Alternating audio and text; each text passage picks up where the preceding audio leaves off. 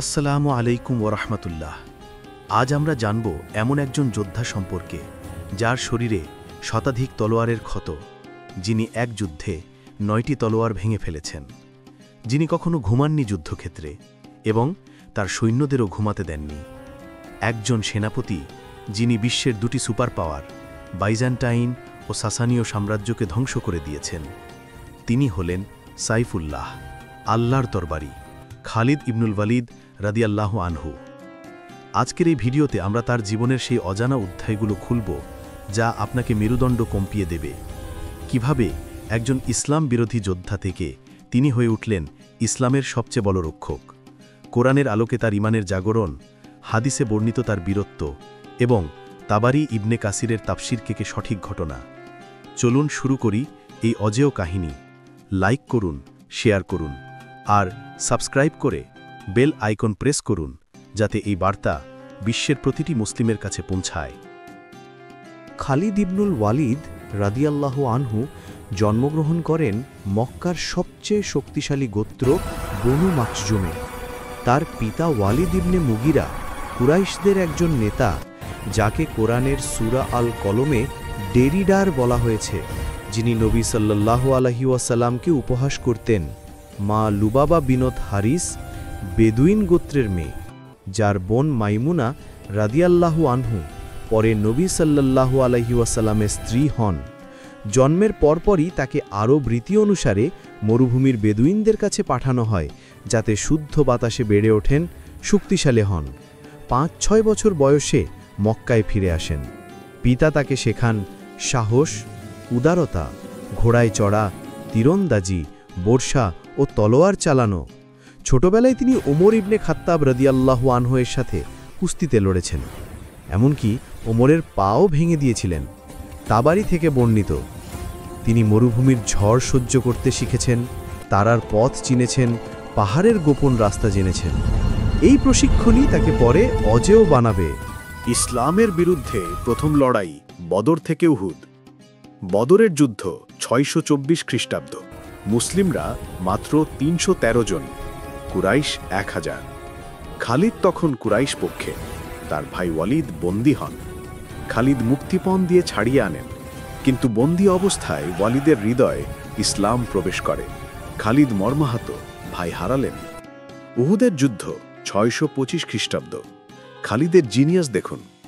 তিনি কুরাইশের অশ্বারোহী বাহিনীর নেতৃত্ব দিয়ে মুসলিমদের পিছন থেকে আক্রমণ করেন, যার ফলে মুসলিমরা পরাজয়ের মুখ দেখে। নবী সাল্লাল্লাহু আলাইহি সাল্লামের দাঁত ভেঙে যায়। কিন্তু কুরআনের সূরা আলে ইমরান 140 থেকে 168 এতে শিক্ষা দেয়, এটা পরীক্ষা। খালিদের এই কৌশল ইতিহাসে অমর।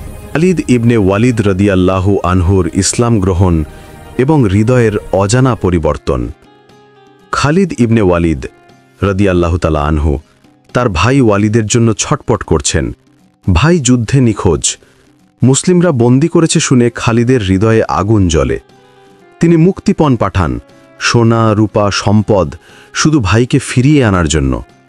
কিন্তু আল্লাহর পরিকল্পনা তো অন্য।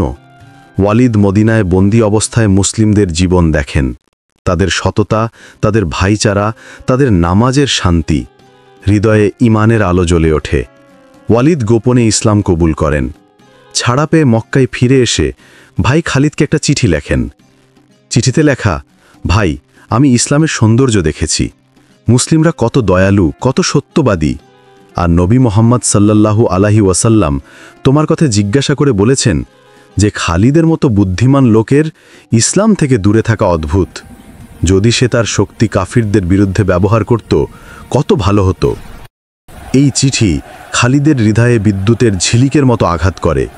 রাতের পর রাত নিদ্রাহীন, মনে প্রশ্ন, আমি কি সত্য থেকে দূরে আছি? হুদায়বিয়ার সন্ধি দেখেন, মুসলিমরা আল্লাহর হুকুমে কত ধৈর্য ধরেন। ভাইয়ের কথা, নবী সাল্লাল্লাহু আলাইহি ওয়াসাল্লামের প্রশংসা, সবকিছু মিলে খালিদের হৃদয়ে গলে যায়। অবশেষে 8 হিজরির সফর মাস।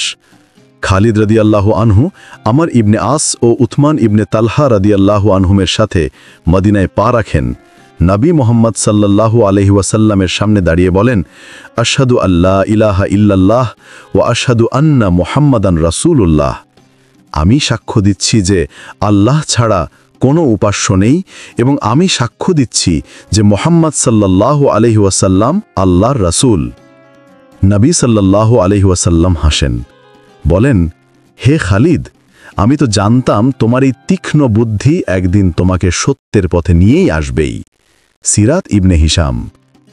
খালিদ রাদিয়াল্লাহু আনহু কাঁদতে কাঁদতে বললেন, হে আল্লাহর রাসূল, আমার আগের সব ভুলের জন্য ক্ষমা চেয়ে নিচ্ছি। রাসূলুল্লাহ সাল্লাল্লাহু আলাইহি ওয়াসাল্লাম তার মাথায় হাত রেখে বললেন, ইসলাম আগের সব পাপ মুছে দেয়।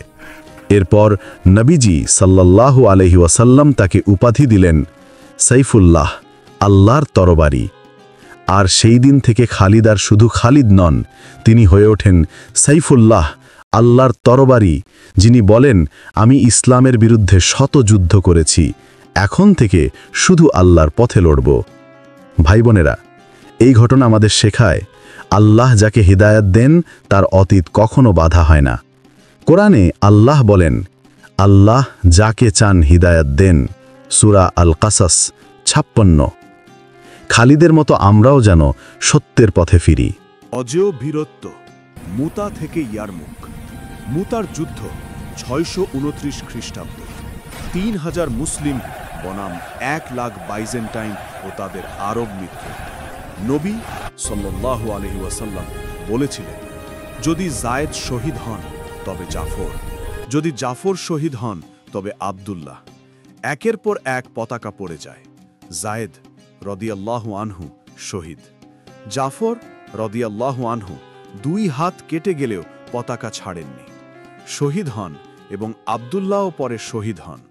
তখনই খালিদ ইবনে ওয়ালিদ রাদিয়াল্লাহু আনহু পতাকা তুলে নেন। 9টি ভিন্ন কৌশল। সৈন্যদের অবস্থান বদলান, শত্রুকে বিভ্রান্ত করেন, একদিক থেকে আক্রমণ, আরেক দিক থেকে পশ্চাৎ অপসরণের ভান। মাত্র 12 জন শহীদ হয়। মদিনায় বসে নবী সাল্লাল্লাহু আলাইহি ওয়াসাল্লাম বলেন, এখন আল্লাহর তরবারি উঠেছে। সহিহ বুখারী 4268। এই যুদ্ধে খালিদের নাম হয় সাইফুল্লাহ। এরপর মক্কা বিজয়, হুনইন এবং রিদ্দা যুদ্ধে তার ভূমিকা ছিল অসাধারণ। আবু বকর রায়ের যুগে তিনি ইরাক ও সিরিয়া জয়ের দায়িত্ব পান। ইরাক ও সিরিয়া বিজয়, তিনি মরুভূমি পেরিয়ে পৌঁছে গেলেন ইউফ্রেটিস নদীর তীরে। সাসানীয় সাম্রাজ্য ভেঙে পড়ল তার কৌশলে। রোমানরাও ভয় পেতে লাগল এক নাম শুনে, খালিদ। তখনই ওমর রাদিয়াল্লাহু আনহু তাকে বললেন, সিরিয়ার পথে যাও। আর তিনি গেলেন যেখানে তার সবচেয়ে বড় বিজয় অপেক্ষা করছিল। ইয়ারমুকের যুদ্ধ 636 খ্রিস্টাব্দ। 40,000 মুসলমান বনাম 200,000 রোমান বাহিনী। খালিদ সেনাদের বললেন, আজ স্বর্গ সামনে, পিছনে মৃত্যু, তাই সামনে চলো। তিনি সৈন্যদের পেছনে ঘুরিয়ে এনে মরুভূমির দিক থেকে আক্রমণ চালালেন। রোমান সেনারা বিভ্রান্ত, বিশৃঙ্খল। ইবনে কাসির লিখেছেন, ইয়ারমুকে আল্লাহর সাহায্য চোখে দেখা যাচ্ছিল। সেই যুদ্ধে খালিদ 9টি তলোয়ার ভাঙেন আর তার শরীরে ছিল 100-রও বেশি ক্ষত। রোমান সম্রাট হেরাক্লিয়াস পালিয়ে গেলেন, বললেন, বিদায় হে সিরিয়া, আর কখনো তোমাকে ফিরিয়ে পাব না। শেষ জীবন ও শিক্ষা। কেন উমর তাকে সরালেন? ভাই ও বোনেরা, কল্পনা করুন সেই মহান যোদ্ধাকে, সাইফুল্লাহ খালিদ ইবনে ওয়ালিদ রাদিয়াল্লাহু আনহু, যিনি শতযুদ্ধে অপরাজিত রোমান পারস্য সাম্রাজ্য কাঁপিয়েছেন। কিন্তু 17 হিজরি 638 খ্রিস্টাব্দ খলিফা উমর ইবনে খাত্তাব রাদিয়াল্লাহু আনহু তাকে সেনাপতির পদ থেকে সরিয়ে দেন। কেন? অনেকে বলেন উমর রাদিয়াল্লাহু আনহু ঈর্ষা করতেন। না ভাইয়েরা, তা নয়। তাবারি ও ইবনে কাসিরের সহি বর্ণনায় মানুষ খালিদের প্রশংসায় মগ্ন। খালিদ জিতিয়েছে, খালিদ অজেয়। উমর রাদিয়াল্লাহু আনহু ভয় পান লোকেরা আল্লাহর পরিবর্তে খালিদের উপর ভরসা করবে। তিনি বলেন, আমি খালিদকে সরাইনি রাগে বা অসততায়, বরং মানুষ যেন জানে বিজয় আল্লাহ দেন। খালিদকে গ্লোরিফাই করে তারা বিভ্রান্ত হচ্ছে। আমি চাই তারা আল্লাহর উপর নির্ভর করুক। তাবারি ইবনে আসাকির। খালিদ রাদিয়াল্লাহু আনহু অত্যন্ত বিনয়ীভাবে বলেছিলেন, আমি আল্লাহর জন্য যুদ্ধ করি, মানুষের প্রশংসা বা পদপদবীর জন্য নয়। উমর যা করেছেন উম্মার ভালোর জন্য। তাবারি। তিনি হোমসে অবসর নেন, পরিবার নিয়ে শান্ত জীবনযাপন করেন। আবু উবাইদা রাদিয়াল্লাহু আনহুয়ের অধীনে সাধারণ সৈনিক হয়ে লড়েনও। অবশেষে ২১ হিজরি ৬৪২ খ্র হোমসে কিছু বর্ণনায় মদিনায় মৃত্যুশয্যায় খালিদ রাদিয়াল্লাহু আনহু কাঁদতে কাঁদতে বলেন, আমি শত যুদ্ধে লড়েছি, আমার শরীরে এক হাত জায়গা নেই যেখানে তলোয়ারের আঘাত, ভরসার ছ্যাঁক বা তীরের ক্ষত নেই, অথচ আমি বিছানায় মরছি যুদ্ধক্ষেত্রে শহীদ হয়ে নয়। এটা আমার জন্য লজ্জা। কাপুরুষের চোখ যেন কখনো ঘুম না আসে। ধাহাবি আবদুল্লাহ ইবনে মুবারাক, সহি সনদ। উমর রাদিয়াল্লাহু আনহু খবর পেয়ে কাঁদেন, বলেন, ইন্না লিল্লাহি ওয়া ইন্না ইলাইহি রাজিউন। খালিদ ছিলেন শত্রুর বিরুদ্ধে ঢাল, নেতৃত্বে বরকতময়, তাবারি। ভাই ও বোনেরা, এই ঘটনা শেখায় সবচেয়ে বড় জিহাদ নিজের নফসের সাথে। খালিদের মতো যোদ্ধারাও আল্লাহর হুকুমে নত হন। উমরের মতো নেতা উম্মাকে ফিতনা থেকে বাঁচান। কুরআনে আল্লাহ বলেন, বিজয় আল্লাহর পক্ষ থেকে আসে। সূরা আল ইমরানের ১২৬। আমরা যেন কখনো মানুষকে আল্লাহর উপরে না রাখি। ভাই ও বোনেরা, খালিদ আমাদের শেখান ঈমান থাকলে অসম্ভব ও সম্ভব।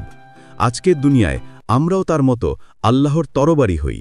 কমেন্টে লিখুন সাইফুল্লাহ, শেয়ার করুন, সাবস্ক্রাইব করুন। আসসালামু আলাইকুম ওয়া রাহমাতুল্লাহি ওয়া বারাকাতুহু।